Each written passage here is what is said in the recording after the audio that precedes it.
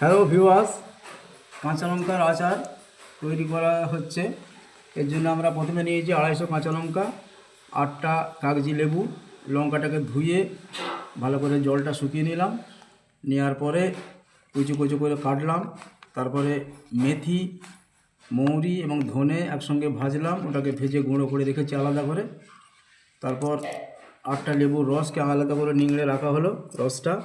লঙ্কাগুলো কাটার পর লেবুর রসটা ওতে দিয়ে দিলাম, দিয়ে মিশ্রণ করে ওতে আবার দেওয়া হলো কাশ্মীরি লঙ্কা, লবণ পরিমাণ মতো।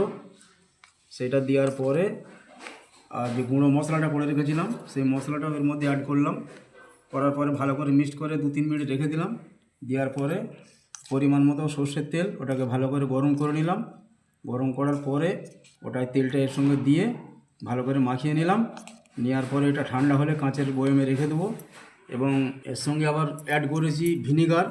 ভিনিগারটা দেওয়ার কারণ হচ্ছে এটা মালটা লংজিভিটিটা অনেকটাই হবে। আর হ্যালো ভিউয়ার্স, এটা মনে রাখতে হবে এই কাঁচা লঙ্কাতে যেন কোনো রকম পানি না থাকে। একটু পানির পরিমাণ যদি রয়ে যায় মালটা কিন্তু ভালো হবে, টেকসই হবে না। যার জন্য ভিনিগারটা এবং লবণের পরিমাণটা বেশি করে দেওয়া হয়েছে, এটা অনেক দিন থাকবে বলে। এভাবে আপনারাও চেষ্টা করলে তৈরি করতে পারবেন, আমরাও করেছি। এখন আস্তে আস্তে কালারটা কত সুন্দর এসে গেছে।